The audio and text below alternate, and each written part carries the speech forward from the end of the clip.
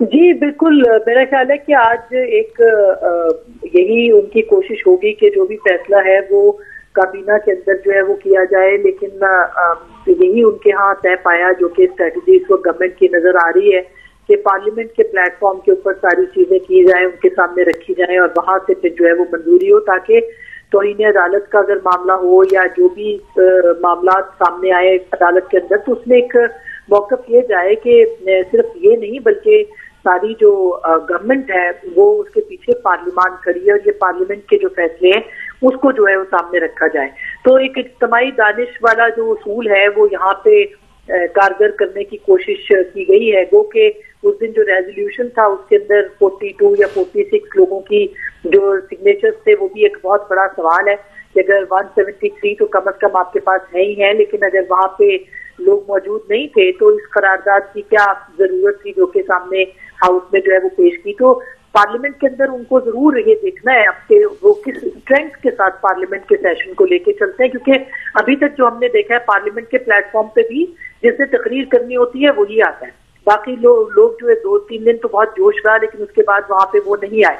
तो अपनी जरूरत के तहत और अपने इस्तेमाल के लिए इदारों को सामने लाना, मेरा नहीं ख्याल कि कोई पॉलिटिकल विजडम है, उसको पूरे उसकी रूह के साथ जो है वो लाना पड़ेगा।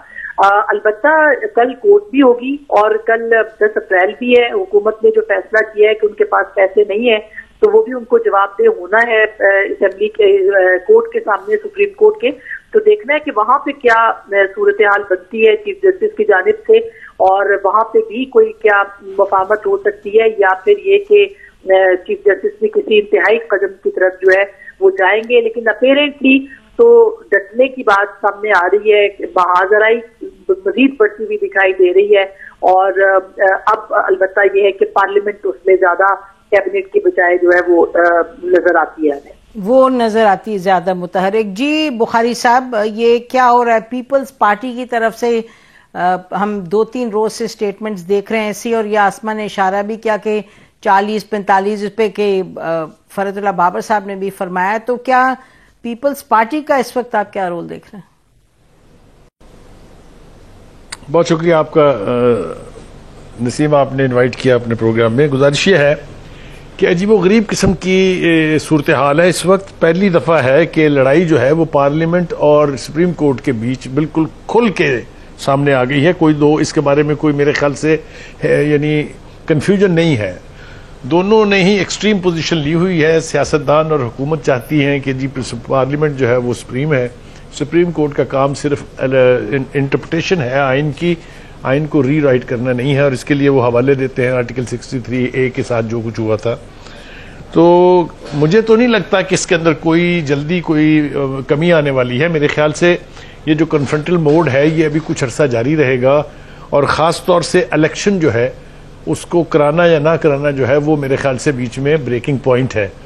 अदालत की अपनी जिद है, अदालत का अपना मौक़िफ़ है, अदालत के पास अपना जवाज़ है कि इलेक्शन होने चाहिए, 90 डेज से ऊपर कोई नहीं जा सकता। हुकूमत भी कह रही है, तमाम पार्टियां कह रही हैं कि हाँ जी इलेक्शन तो 90 डेज में होने चाहिए, लेकिन हुकूमत और बाकी की पार्टियां जो इत्तेहाद की हैं उनमें से इलेक्शन कराने में संजीदा मुझे तो कोई नहीं दिखाई देता।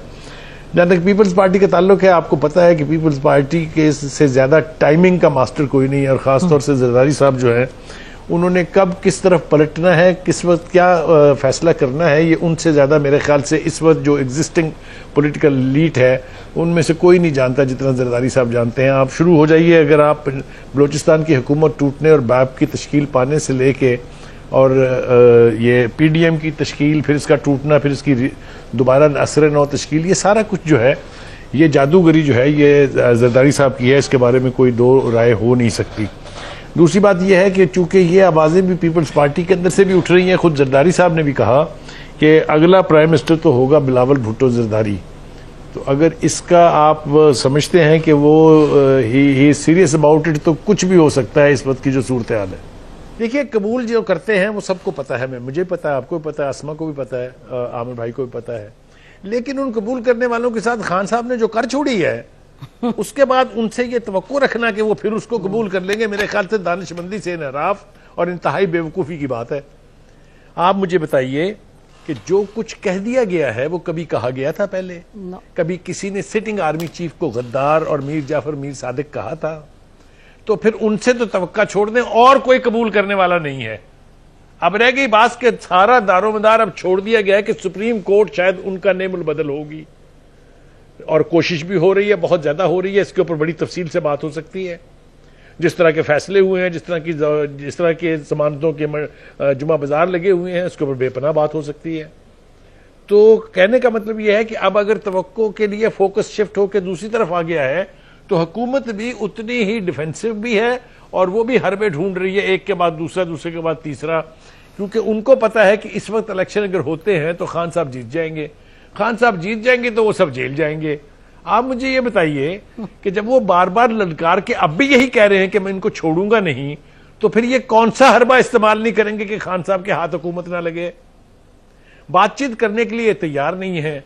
2-3-4 लीडरों ने कहा कि हाँ जी बात हो सकती है, इलेक्शन की डेट अगर आप दे दें। खान साहब फिर कहते हैं मैं चोरों के साथ नहीं बैठूंगा।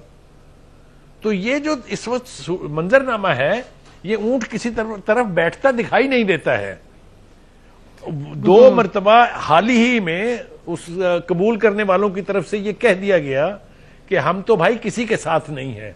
अगर मैं हवाला दूं आपको, जो कराची के जो बिजनेस ट्रेड के जो लोग थे, उनसे मुलाकात में ये बात आर्मी चीफ की तरफ से कोट की गई कि भाई हमारी जान छोड़ें, अपने आप निपटें। इसीलिए तो दूसरे शेर हो गए हैं। आप मेरी बात समझ रही है ना नसीम बीबी? आप समझती है मैं क्या कह रहा हूं? मेरा कहना यह है कि ये जो इतवार के रोज कैबिनेट के इजलास हो रहे हैं, ये जो इलेक्शन कमीशन के ऊपर डाल के लड़ाई चली जा रही है, ये जो पार्लियामेंट की छतरी ओढ़ ली गई है, ये जो पार्लियामेंट को सुप्रीम बनाने के अचानक ख्वाब आने शुरू हो गए हैं, ये सब कुछ खान साहब को इक्तदार से परे रखने के यानी तरीकाकार कह लीजिए आप, जो बेशक। अच्छा आसमा, जरा अब आप आइए, आप बताएं। जी जी जी देखिए, बिल्कुल जो कबूलियत और मकबूलियत वाली बात है, देखिए मकबूलियत जब नवाज शरीफ साहब को निकाला गया तो बहुत थी, लेकिन कबूलियत नहीं थी।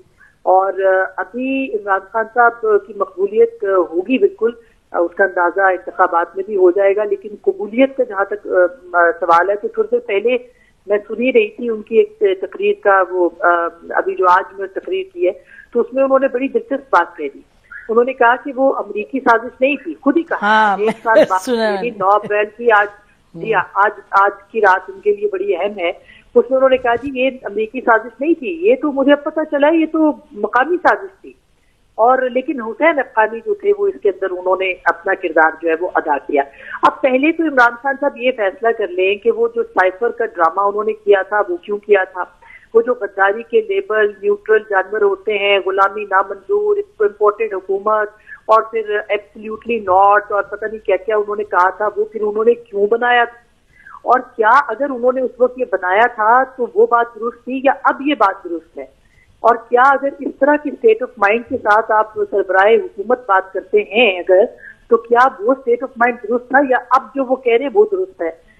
क्या इसी बात के ऊपर अब भी जो प्रॉब्लम है सियासी जमातों को, या आप भी जानती है, हम भी यहाँ लोगों से बात करते हैं जो इस्टेब्लिशमेंट को वो पैगाम भिजवा रहे हैं, तो एक ही जवाब आगे से आता है कि आपकी गारंटी क्या है कि आप अपनी बात पे टिके रहेंगे। तो सबसे बड़ा मसला इस वक्त बदएतमादी है, जो कि प्योरली इमरान खान साहब ने क्रिएट की, किसी और ने नहीं की। और हैविंग सेड दैट कि इसका बहुत ज्यादा नुकसान इस हुकूमत को, जो भी इसका मामला है या इनकी जो भी इनकी नाकामियां हैं वो अपनी जगह पे है। लेकिन मुझे ये बताइए कि इमरान खान साहब अगर इस स्टेट ऑफ माइंड के साथ चलेंगे तो कौन कबूल करेगा उनको? जो लॉज है उनकी अपनी जो मामलात है उसको वो मुबैना तौर पर ठीक करने के लिए बनाए, तो बदनीयती है, गलत टाइमिंग है। तो उसके नतीजे में आप देख रहे हैं कि पूरे मुल्क में अदम इस्तेकाम है और चीजें बजाय सुलझने के उलझती जा रही हैं। और उसमें जिम्मेदारी किस पर आती है? जिम्मेदारी आती है हुकूमत पे। या तो आप ये तय कर लें कि जी पाकिस्तान को हमने बर्बाद करना है, क्योंकि अगर आपकी सियासी इस्तेकाम नहीं होगा, आपकी मईशत नहीं संभलेगी, आपको खारजा ताल्लुकात में कोई संजीदगी से नहीं लेगा। आप इसमें 2-4-6 महीने और खींच लें और उसके बाद क्या होगा, ये फिर एक बड़ा सवाल है। लेकिन अगर आप मामलात को हल करना चाहते हैं, हमारे इदारों को भी ये फर्ज है, तो फिर सुलझाएं मामलात को। सुलझाने का एक ही तरीका है जो आपने कहा जी, अब अगर डिबेट की हो रही कबूलियत और मकबूलियत, तो जो लोग सिक्का बंद डेमोक्रेट अपने आप को कहते हैं वो तो कहेंगे जी मकबूलियत।